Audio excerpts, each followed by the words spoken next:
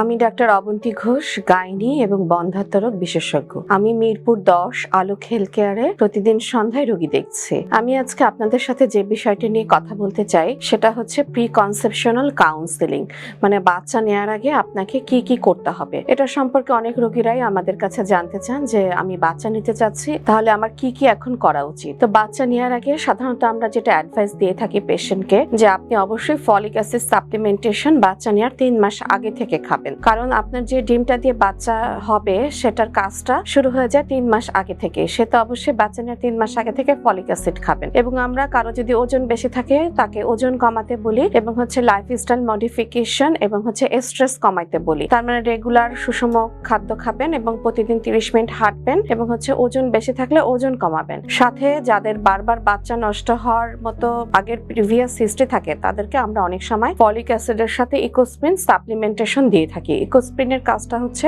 Blood সাপ্লাইটাকে বাড়ানো এবং বাচ্চা নষ্ট হওয়াটাকে প্রিভেনশন করা। এবং যাদের ডায়াবেটিস আছে তাদের ডায়াবেটিসটাকে অবশ্যই কন্ট্রোল করে নিতে হবে, এবং যাদের প্রেশার আছে তাদের প্রেশারটাকে কন্ট্রোল করে নিতে হবে বাচ্চা নেওয়ার আগে। কারণ ডায়াবেটিস এবং প্রেশার কন্ট্রোল না থাকলে এটা পরবর্তীতে মিসক্যারেজ এবং অন্যান্য জটিলতার রিস্ক বাড়িয়ে দেয়। এবং অবশ্যই সাথে হিমোগ্লোবিনটা চেক করে নিতে হবে, কারণ কারো যদি রক্তশূন্যতা থাকে তাহলে সেই ক্ষেত্রে বাচ্চা মিসক্যারেজের রিস্ক থাকে এবং সময়ের আগে পানি ভেঙে যেতে পারে। আর অ্যানিমিয়া যদি বেশি হয়, রক্তশূন্যতা যদি বেশি হয়, তাহলে থ্যালাসেমিয়াটা স্ক্রিনিং করে নিতে পারেন। এবং সাথে অবশ্যই থাইরয়েড হরমোনটা পরীক্ষা করে নিতে হবে। আমরা সাধারণত বলে থাকি যে থাইরয়েড হরমোনটা বাচ্চা নেওয়ার আগে সাধারণত 2.5 এর নিচে রাখতে হবে, তাহলে আপনার কনসেপ্টটা ইজি হবে। এবং কিছু কিছু ক্ষেত্রে হেপাটাইটিস বি ভাইরাস এবং অ্যান্টি রুবেলা অ্যান্টিবডি, এই দুইটা ভাইরাস আমরা স্ক্রিনিং করে নিই। এবং যাদের ভ্যাকসিন নেওয়া নাই তারা হেপাটাইটিস বি ভাইরাস এবং রুবেলা ভাইরাসের ভ্যাকসিনটা প্রেগন্যান্সির আগেই নিতে পারেন। এই নিয়মগুলো মেনে চললে আশা রাখি আপনি একটা সুস্থ বাচ্চা জন্ম দিতে পারবেন। আলোক হেলথ কেয়ার এবং হাসপাতাল সুনামের সাথে দীর্ঘ 30 বছর যাবত এই অঞ্চলে কাজ করে যাচ্ছে। তাই পরিশেষে বলবো,